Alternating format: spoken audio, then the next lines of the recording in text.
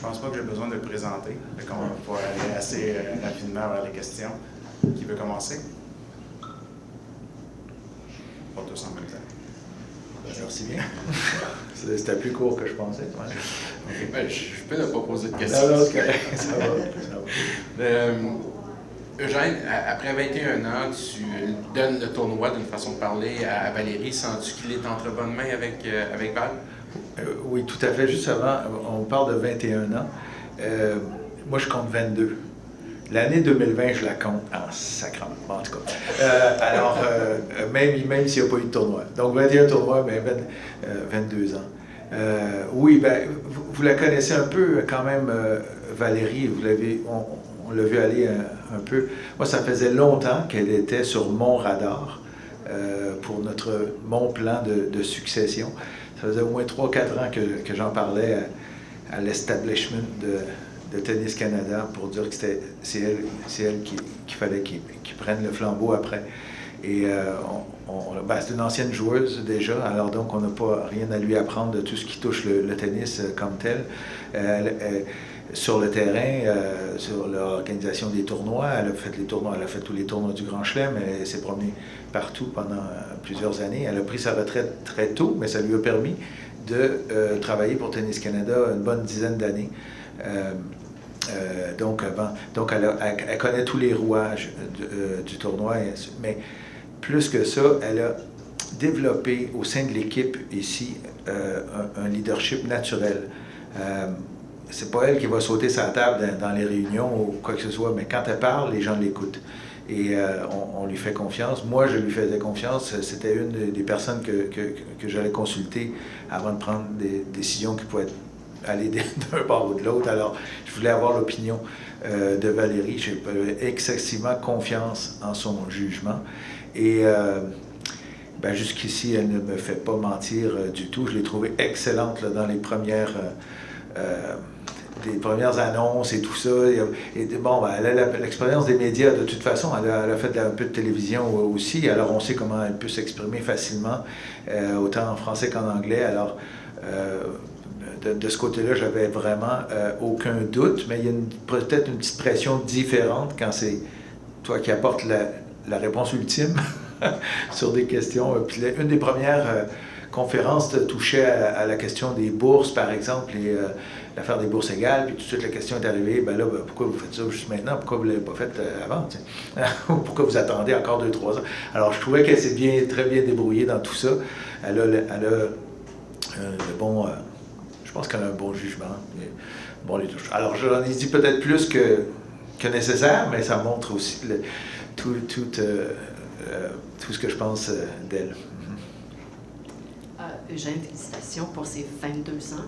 Est-ce que tu t'ennuies quand tu vois des journées comme ça de ta job?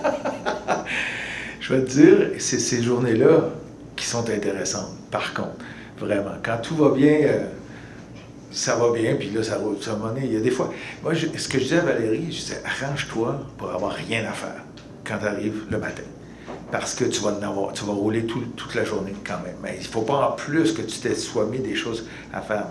Mais il y a des fois que des journées, quand tout va bien, il fait beau soleil, les matchs sont partis. Je vais aller voir des gens, puis tout ça, mais c'est sûr qu'il y a toujours quelque chose. Mais une journée comme ça, c'est là qu'il faut essayer de faire en sorte que ça se passe le mieux possible. Mais c'est compliqué. Et oui, là, je m'ennuyais de ne pas être dans les décisions. Là, mettons, je regardais, puis là, comment tu vas faire ça? OK, c'est correct. Mais c'est tout. C'est juste ça. Mais je suis très, très bien autrement. Je ne sens pas. Mais ça relance tout le temps l'histoire de la fameuse possibilité d'un toit sur le stade. Selon toi, où est-ce qu'on en est? Quelles sont les chances de voir un toit sur le stade IGA? Bien là, la situation a vraiment changé. Depuis avant la pandémie, lorsqu'on était sur le point d'avoir des ententes avec des sous publics, et on liait ça au fait de se démarquer sur la scène internationale dans le but d'aller chercher des ententes à long terme avec l'ATP et la WTA. Alors, il est arrivé deux choses. La pandémie d'une part, et là, je n'ai pas regardé quels seraient les coûts de construire un toit rétractable, mais c'est rendu probablement astronomique. Enfin, on va continuer de le regarder. Mais l'autre chose qui est arrivée, c'est qu'on a négocié des ententes de 30 ans avec l'ATP et avec la WTA. Et aussi avec la Ville de Montréal. Donc, on n'a plus cet argument-là de dire il faut absolument qu'on reste au sommet, qu'on garde notre place au soleil. En principe, si on ne fait pas de catastrophe, les circuits sont assez contents du tournoi qu'ils ont à Montréal, hein. Même si ce n'est pas le meilleur stade qu'on peut trouver à travers les grands tournois. Les joueuses adorent, les joueurs adorent la ville, ils aiment l'organisation, ils aiment l'avoir des gens dans les gradins et tout ça. Donc c'est un des tournois qui a le plus de succès sur le circuit. Alors on n'a pas... je ne pense pas qu'on soit en danger pour l'avenir, mais on ne sait jamais. On a vu ce qui se passe dans le golf. Alors, sait-on jamais. Le Money Talks, alors on ne sait jamais. Au-delà de ça, on voit ce qui arrive avec les changements climatiques. On voit ce qui arrive partout dans le monde. On a vu le tournoi à Rome, on a vu le tournoi à Washington la semaine dernière. On voit partout, les tournois sont frappés. Même les 2 dernières fois que je suis allé à Indian Wells, il n'y avait jamais eu une goutte de pluie à Indian Wells. Je me souviens, il y a des années, ils ont arrêté les matchs pour une tempête de sable. Alors, c'est pas... Mais les 2 dernières fois, les matchs ont été interrompus à cause de la pluie. Alors, on ne sait plus ce qui se passe. Et il n'y a pas juste la pluie, il y a la chaleur. De plus en plus, on peut voir des chaleurs, des canicules là, incroyables. Alors, est-ce qu'on va aller voir les gens vont aller voir des matchs à 40 degrés? Je pense pas. Donc, est-ce qu'on s'en va vers une autre ère où peut-être que les grands spectacles sportifs vont devoir avoir une certaine forme de couverture de toit ou quelque chose? Peut-être. Probablement que l'urgence n'est pas là, mais si on n'en parle pas, c'est sûr qu'on va continuer de parler à comment améliorer nos installations, puis peut-être avec la possibilité d'avoir un toit. Mais est-ce qu'on est plus loin ou moins loin? Moi, je trouve, là, on est plus loin parce qu'on n'est pas là. On n'était pas tout près, là, avant la pandémie. On était vraiment près de ficeler le projet en question. Et là, oui, on est plus loin, là, c'est clair. Tu parles visiblement là, de l'évolution du tennis, les grandes questions, les renégociations avec les associations, et ainsi de suite. Visiblement, tu restes beaucoup impliqué. Tu n'es plus directement dans le tournoi, mais on voyait récemment que tu es membre d'un comité de la WTA notamment. Donc, tu comptes bien rester impliqué de façon très active? Oui, certainement. Là, j'ai un contrat de 2 ans à renouveler si ça va bien et tout ça. Donc, oui, je vais continuer à travailler. Vous avez entendu peut-être aussi que je veux essayer de m'employer à faire la promotion de tennis intérieur public. On en manque. C'est pas quelque chose qui est facile parce que je veux bien dire à tout le monde que ça en prend, mais j'ai pas une scène. Je peux pas dire je vous arrive, vous donner des millions. Non. Alors donc il faut faire cette vente-là à travers le Québec, mais oui aussi qu'est-ce qu'on fait avec nos installations, comment on continue d'améliorer les choses, et puis un petit coup de main sur la scène internationale avec la WTA. On verra où ça mène. C'est relativement nouveau. C'est un comité qui vient de se créer, puis ça m'intéresse, mais voilà, on verra. Tu parlais tantôt 22 ans.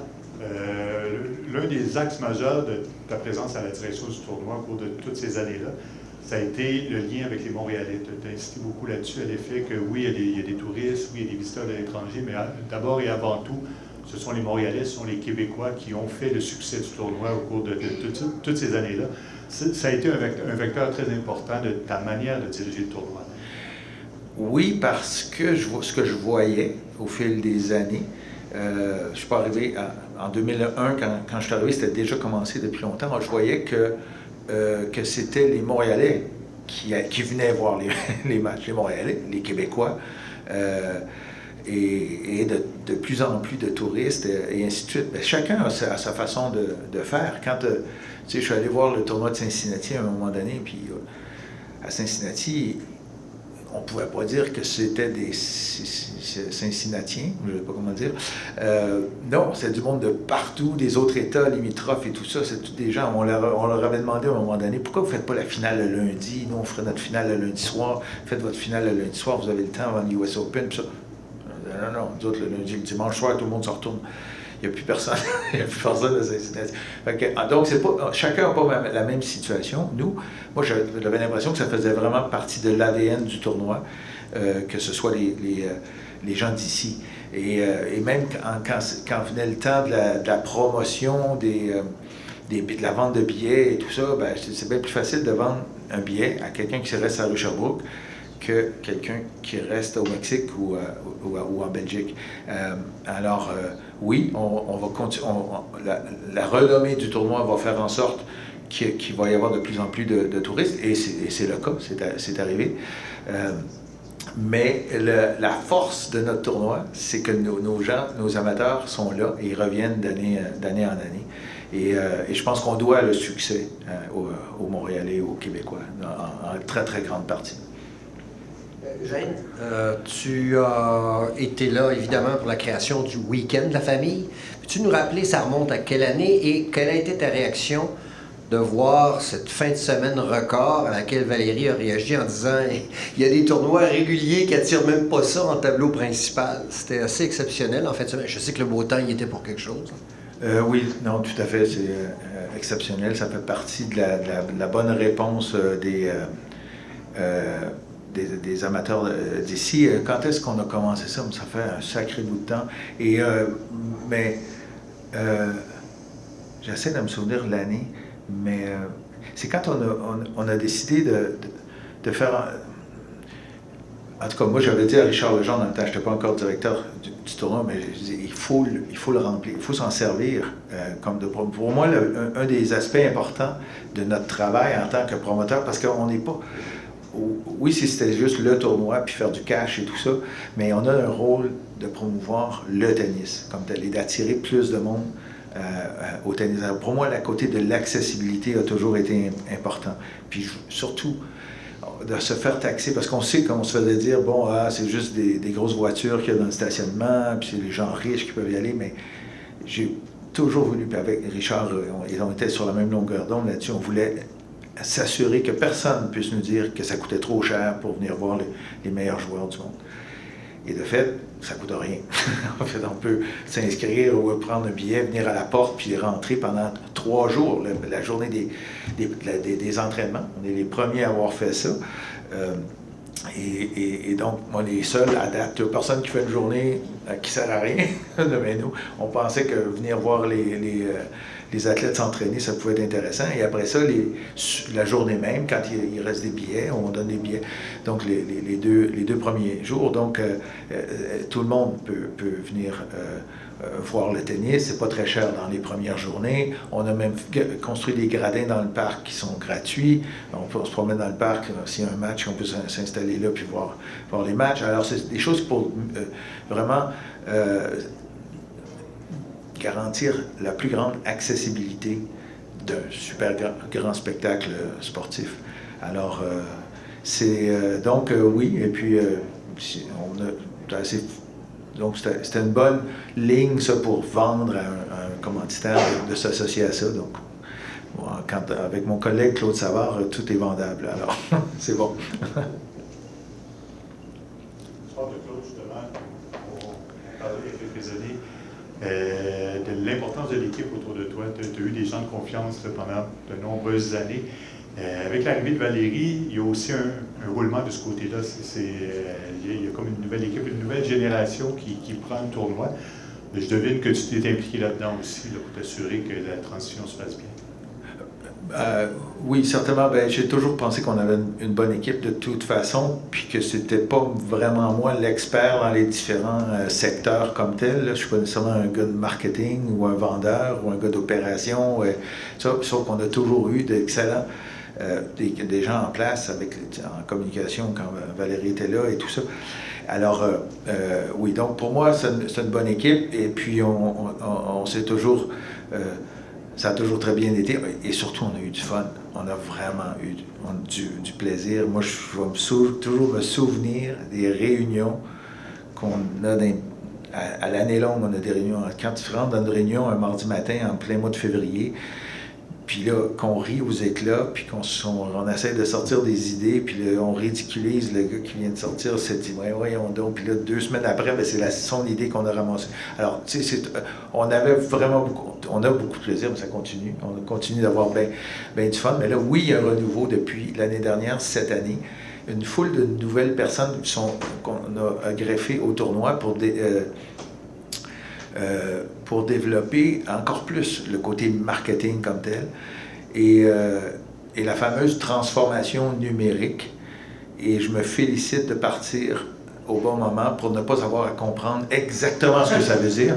Mais on en voit les résultats. Alors le week-end du dernier, ça fait partie de ça et on va le voir. On va probablement battre un record. Et oui, il y a des trucs... quelqu'un qui m'appelle. Un autre paire de billets. Ouais, non, attendez. Ouais, non. Vous voyez, Je vais faire ça. il répond.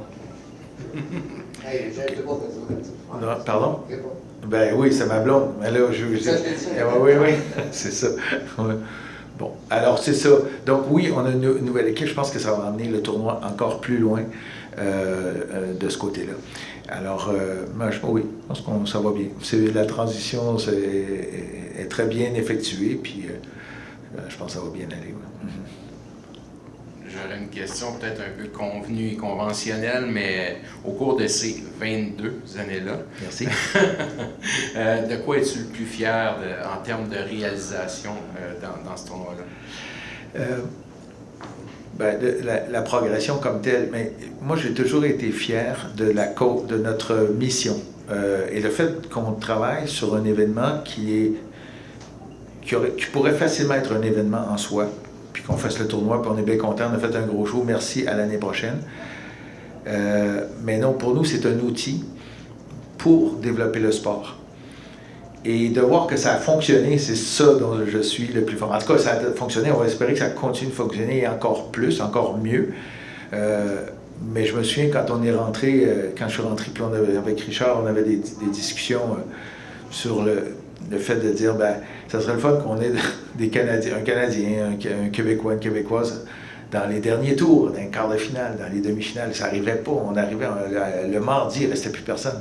Et là, ben, grâce au tournoi, grâce aux sous qu'on a engrangés, on a été capable d'améliorer le développement. On a mis nos œufs dans le même panier, de dire, écoute, si on est capable de former des athlètes de pointe, ça va stimuler la participation. Parce qu'en bout de ligne, c'est ça, Tennis Canada. C'est d'essayer de promouvoir le sport pour qu'il y ait le plus de Canadiennes qui prennent une raquette sur le terrain. Et si possible, les plus jeunes. Il y a des jeunes qui puissent le faire. Et d'une certaine façon, c'est arrivé et on a pu développer, en tout cas, le haut de la pyramide de la meilleure façon possible avec le Centre national. Ici, on n'avait pas les moyens de faire ça avant.